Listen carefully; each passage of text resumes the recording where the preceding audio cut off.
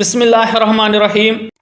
حضرت عمر رضی اللہ تعالیٰ عنہ بیان کرتے ہیں، رسول اللہ صلی اللہ علیہ وسلم نے فرمایا، جب مؤذن کہتا ہے اللہ اکبر، اللہ سب سے بڑا ہے، اور تم میں سے بھی کوئی خلوص قلب سے اللہ اکبر کہتا ہے، پھر وہ کہتا ہے میں گواہی دیتا ہوں کہ اللہ کے سوا کوئی معبود برحق نہیں، اور وہ شخص بھی یہی کلمات کہتا ہے، پھر وہ کہتا ہے میں گواہی دیتا ہوں کہ محمد صلی اللہ علیہ وسلم اللہ کے رسول ہیں، اور وہ شخص بھی یہی کلمات کہتا ہے، پھر وہ کہتا ہے نماز کی طرف آؤ، تو وہ شخص کہتا ہے لا حول ولا قوت الا باللہ، گناہ سے بچنا اور نیکی کرنا محض اللہ کی توفیق سے ہے۔ پھر وہ کہتا ہے کامیابی کی طرف آؤ، تو وہ شخص کہتا ہے لا حول ولا قوت الا باللہ، پھر وہ کہتا ہے اللہ اکبر، تو وہ شخص بھی اللہ اکبر کہتا ہے، پھر وہ کہتا ہے لا الہ الا اللہ، تو وہ شخص بھی کہتا ہے لا الہ الا اللہ، اللہ کے سوا کوئی معبود برحق نہیں، تو وہ جنت میں داخل ہوگا۔ دوسری حدیث مبارک ہمیں عبداللہ بن عمر بن عاص رضی اللہ تعالیٰ عنہ بیان کرتے ہیں، رسول اللہ صلی اللہ علیہ وسلم نے فرمایا، جب تم مؤذن کو سنو تو تم بھی وہی کہو جو مؤذن کہتا ہے، پھر مجھ پر درود پڑھو، کیونکہ جو شخص مجھ پر ایک مرتبہ درود پڑھتا ہے تو اللہ اس پر 10 رحمت نازل فرماتا ہے۔ پھر تم اللہ سے میرے لیے وسیلہ طلب کرو، کیونکہ وہ جنت میں ایک مقام ہے جو اللہ کے صرف ایک بندے کا شان ہے،